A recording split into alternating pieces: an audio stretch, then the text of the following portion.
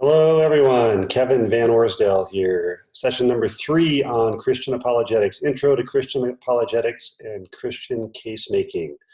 Hope you've been enjoying this so far. Hope you found it somewhat helpful at least. If you do have any feedback, or any positive or negative feedback, or any questions, I'd be happy to get those. You can get those to me somehow or get them to Stefan. And I always enjoy some feedback so we can make these things a little bit better.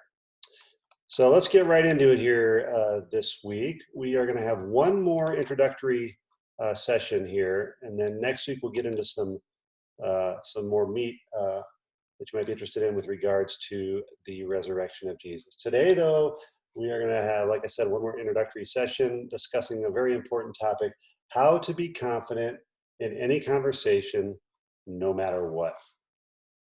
All right, let's get started. First, a little detour. Get started to go on a detour. Politics. Okay, we're not going to get too crazy politically here, but here in the left-hand side of this slide, we have the president. And astute observers might recognize this particular individual and maybe can pinpoint the movie this is from. That'll be a trivia question for you. A lot of times there's trouble in other countries, and the president wants to send somebody there to represent him. Maybe a guy like this. And generally we call this guy the ambassador for the president. And the question here for this particular slide is, why does the president send this guy, this ambassador, instead of, let's say, Homer Simpson? Well, Homer Simpson has some problems. He's dumb, he's rude, and he has no tact. So that's why the president doesn't want to send a guy like that. He wants to send somebody who is a good ambassador for him, somebody who represents the president well, accurately.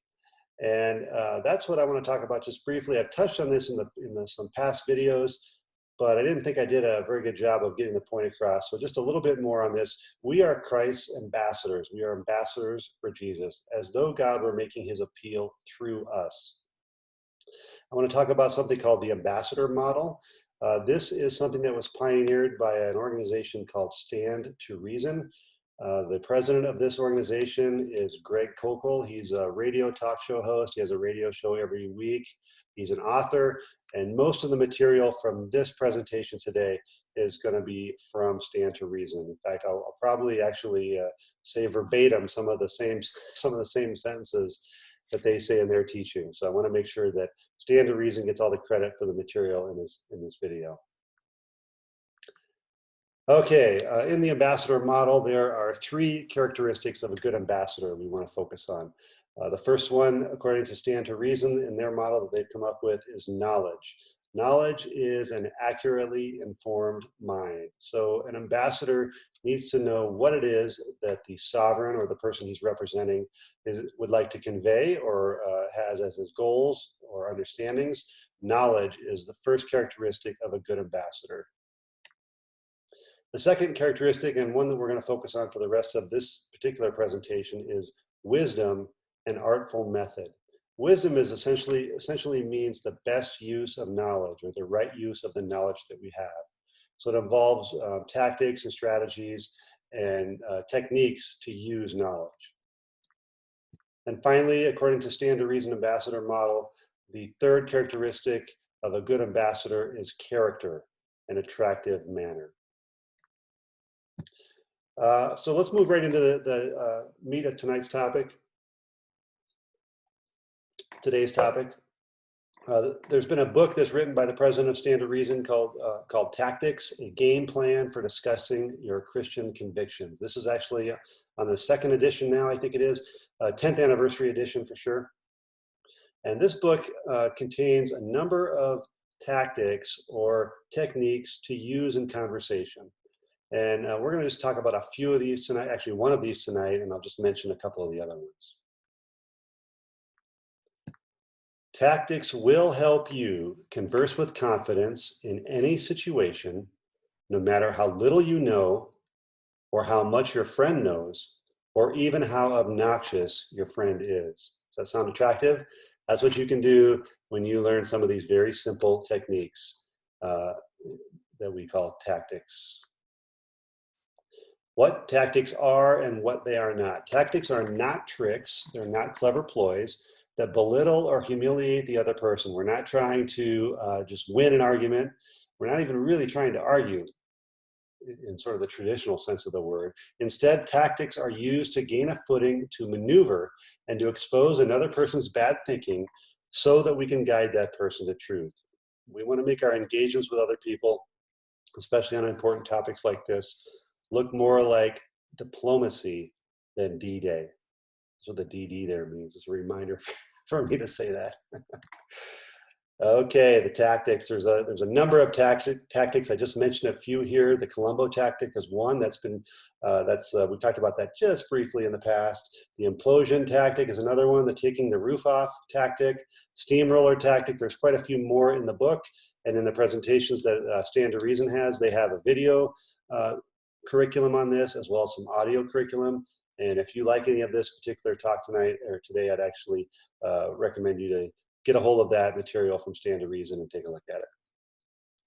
So let's get into the first tactic. This is sort of the Queen Mother tactic. It's probably the most important one. I think it's the one where we get the most bang for the buck. It's easy to grasp onto and wrap our minds around and to put into practice. And it's really the foundation of all the other tactics, the Columbo tactic.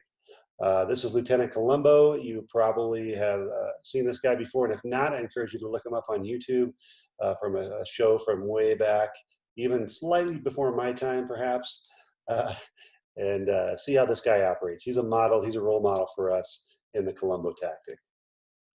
What is the Columbo tactic? The key element of the Columbo tactic is to go on the offensive, but in a disarming way by asking carefully selected questions. And we have a few model questions I'm going to present tonight. That's really what I want you to take away from this particular presentation, are these model questions that you can have in your back pocket to pull out at any time to go ahead and engage with the Columbo tactic. So let's jump right into those three example questions. The first one is, what do you mean by that? Now I'm going to have a little bit of a model conversation, I guess, with myself here. Usually when I do this live, it's a little easier to do this. But let's imagine that I'm basically sitting at my desk at work or something, and somebody walks in, and I'm busily working on something very important, sure. And somebody walks in, and one of my friends at work and says, "Hey, Kevin, you know, I heard you're one of these Bible guys. I know you kind of have like this. You mention it every now and then. You go to church, whatever. And you know, I think the Bible is just full of contradictions. I don't know how you can believe a book that has so many contradictions. How do you hold that to be sacred?" Now, the first question of the Columbo tactic has a very important aspect to it that I think is, for me, is probably the most important thing. The question that I am going to ask this person at this point in time is, what do you mean by that? In other words, what do you mean when you say the Bible is full of contradictions? Now, I may know exactly what he's saying, or I may not. It's a clarification question. This question is to gain information, get clarification. To me, most importantly, is to buy some time. Sometimes if I'm busy doing one thing and I got all of a sudden switched over here to this more important topic, but strikingly different than what I was working on, my mind might need a little bit of time to sort of change gears and to spool up. Rather than feeling the pressure to jump right in and have an answer, I allow myself some grace, I keep myself calm, and just ask the question, what do you mean by that? Get the ball back in my friend's court right away. That buys me some time to spin up, to start thinking about what he's talking about, and to see where to go next. Question two, I might ask the person, hey, what do you mean by the Bible's full of contradictions? And he'll say something like, well, there's all kinds of things in the Bible that it says in one place one thing, and another place it says something that's different. And that happens all over the place. Okay, so then my next question as part of the Columbo tactic is, well, how did you come to that conclusion? So first I ask, what do you mean by that? That's the first model question. The second one is, how did you come to that conclusion? This question helps keep the burden of proof on my friend's side. If you know anything about logic and argumentation or debate, you know that there's something called the burden of proof.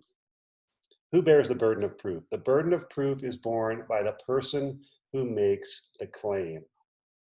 Christians, a lot of times, or maybe anybody, uh, always want to go to bat or defend what they hold dear, their belief system. Sometimes we don't need to do that. Why should we always take the bait and always have to come out swinging with the defense when we can keep the burden of proof on the other person's side? Um, so one way to do that is ask the person, how did you come to that conclusion? Notice in these first two questions, I haven't made any claims at all. I haven't said, no, I don't think the Bible is full of conclusions.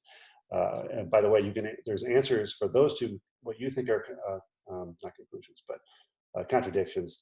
And there's also answers for these contradictions over here. You want to go through that? I haven't said anything like that. I've just basically said so far two questions. I've kept the burden of proof on their side. So he's going to say, well, first of all, probably he just heard that from somebody else. Well, I was watching an NPR show or something, and on that they were showing all these contradictions in the Bible, and it sure seemed convincing. And so that's why I'm asking you about this. And he might make another claim or two, at which point I might cycle right back on up to number one again. Well, what do you mean by that? It all kind of depends. I can go through this loop, 1 and 2, for quite some time if I want to. At some point I might say, hey, I really don't know that much about this topic, and I'd love to learn more about it and talk about this more. So maybe we can just table this for right now. I need to get back to my project over here anyway.